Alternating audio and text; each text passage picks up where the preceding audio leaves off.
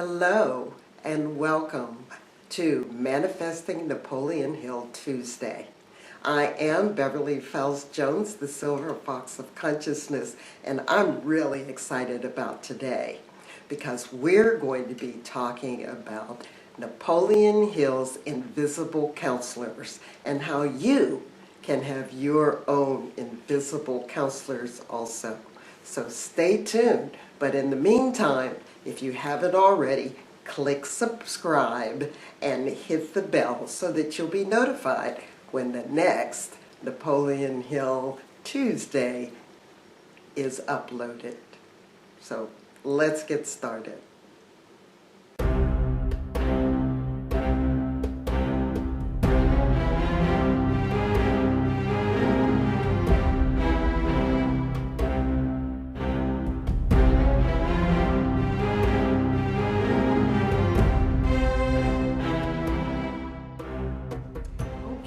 Well, welcome to the show, or the episode, or whatever.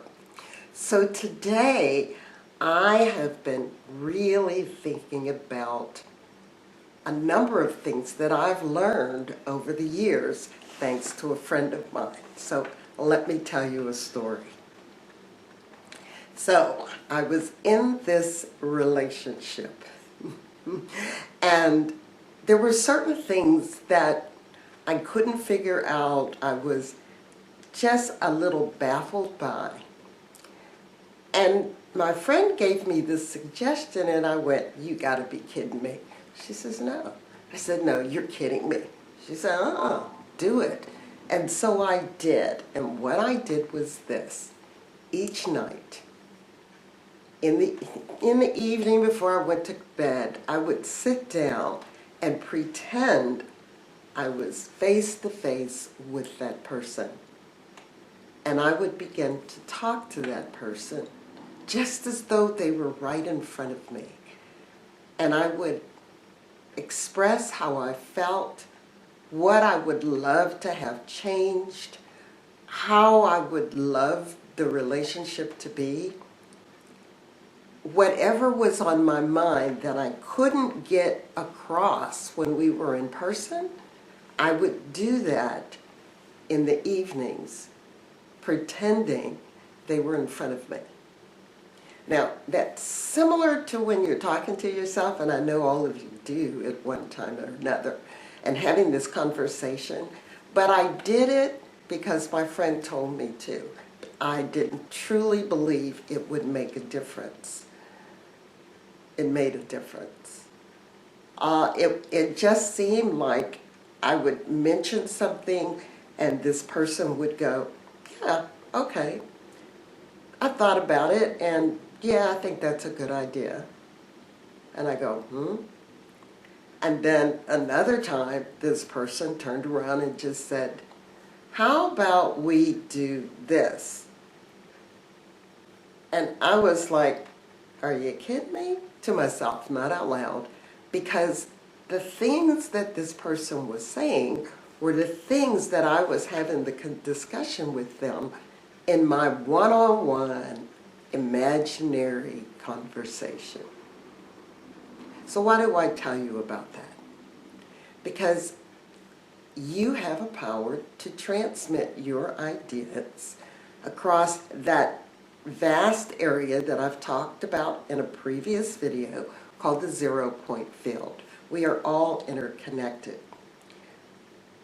But that's one thing. But this whole idea of having a conversation with a stranger,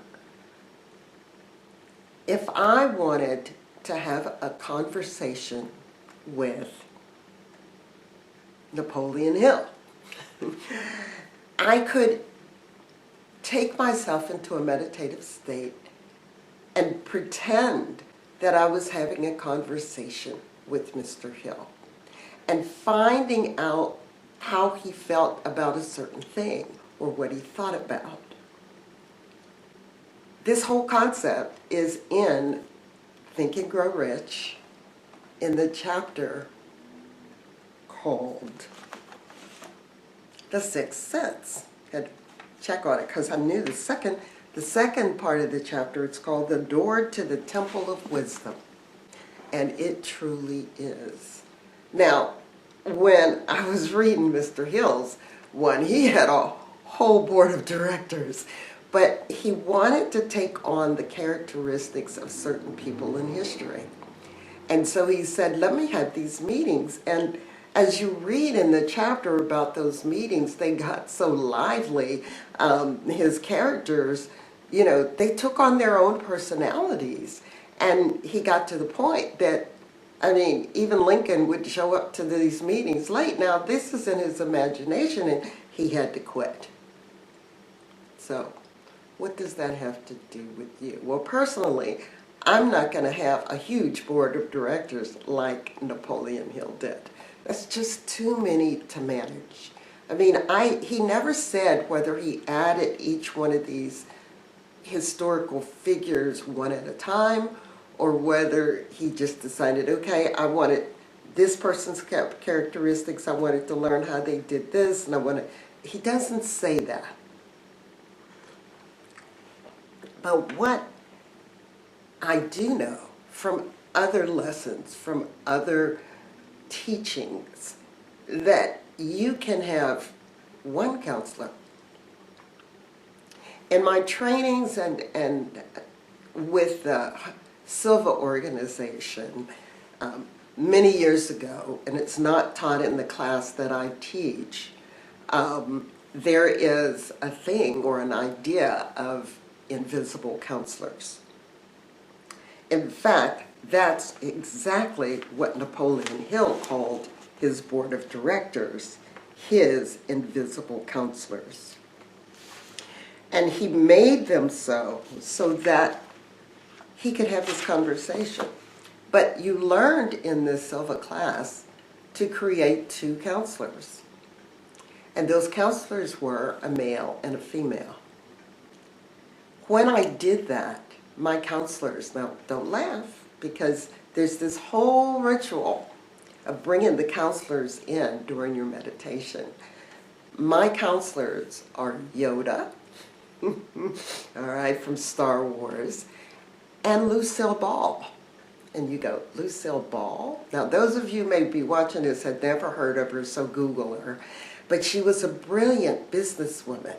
That's why we're able to see I Love Lucy reruns, because she was the first one to use the type of film they have, and not the old film or that would disintegrate. So her movies would last for more than a lifetime.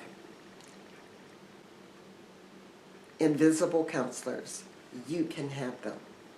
I take my students through a process of finding out who their invisible counselors are also. But many of you already have a counselor. And so I'm going to read from you from my nice big book. It's called The Miracle Power of Your Mind by Joseph Murphy. It's a treasury. And it's the greatest work of the pioneer of successful thinking in one volume. My favorite book, how I learned about him, is The Power of Your Subconscious Mind. Well, I'm actually reading from this section called Believe in Yourself. And here's what he says. I had a very religious schoolboy, about 14 years old, come to me. Whenever he had a problem, he said to me that he was imagining Jesus was talking to him, giving him the answer to his problem, and telling him what to do. His mother was very ill. This boy was highly imaginative. So just imagine, you using your imagination. When's the last time you really fired it up? Well, this was him using his imagination. He read the story of Jesus healing the woman with the fever. My little friend related to me, last night I imagined Jesus saying to me, go thy way, thy mother will be made whole. He made that drama of the mind so real, so vivid and intense that due to his faith and belief, he convinced himself of the truth of what he heard objectively. So when he was in this imaginative state, he was in the subjective realm. But objectively is our everyday living, talking, breathing, doing the things we do. His mother was completely healed, yet she was considered at the time hopeless and beyond medical help. Being a student of the laws of the mind, you know what happened. So do you know what happened? I do. He galvanized himself into the feeling of being one with his image, and according to his faith or conviction was it done unto him. And that's really taken from Matthew 9:29, and I usually sign off my podcasts with that. As you have believed, let it be done to you. There is only one mind and one healing presence. As the boy changed his conviction about his mother and felt her perfect health, the idea of perfect health was resurrected in her mind simultaneously. Okay, that's that 0-point feel like he told you about. He did not know anything about spiritual healing or the power of imagination. He was a 14-year-old boy. He operated the law unconsciously, right? I've told you many times in my podcast and now here that you have been operating unconsciously. So what I want you to do is start operating consciously. And believed in his own mind that Jesus was actually talking to him. Then, according to his belief, was it done unto him. Now, some of you may not be religious, and that's okay.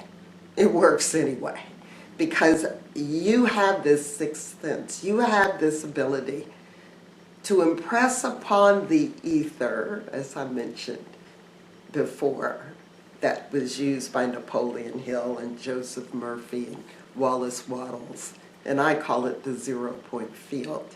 But to use this to your advantage. Now, those of you who are business people, got another one for you. I know a businessman here in Los Angeles who has reached the top of his field.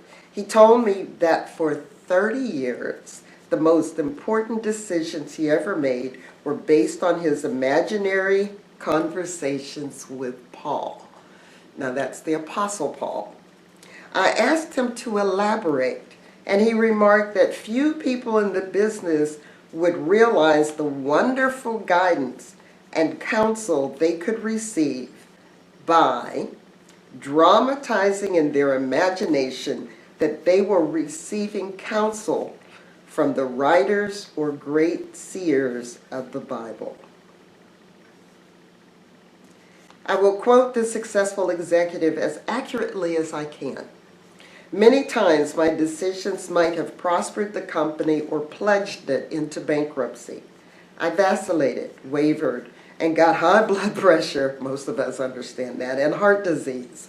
One day the idea came to me, why not ask Jesus or Paul? I love the epistles of Paul, so when an important decision was to be made, I would imagine Paul was saying to me, your decision is perfect. It will bless your organization. Bless you, my son. Keep on God's path. After imagining, I saw Paul and heard him, a wave of peace and inner tranquility would seize me. I was at peace on all decisions. So here Joseph Murphy has shown two stories. One of a 14-year-old boy who saved his mother. One of a businessman who used this in order to help him do better in business. Napoleon Hill had his whole council, a table full of people, to help him make decisions and take on the positive characteristics of the people he had around his table. I make use of going into meditation. And depending on what I need, if I need a business decision and I'm having a hard time doing it, I bring in and I talk to Lucille Ball. If I have a spiritual decision or a hard decision to make, I may bring in Yoda or bring them both in and imagine having a conversation with them. If you want to know more, if you got questions about this, then leave it down in the comments or send me a message.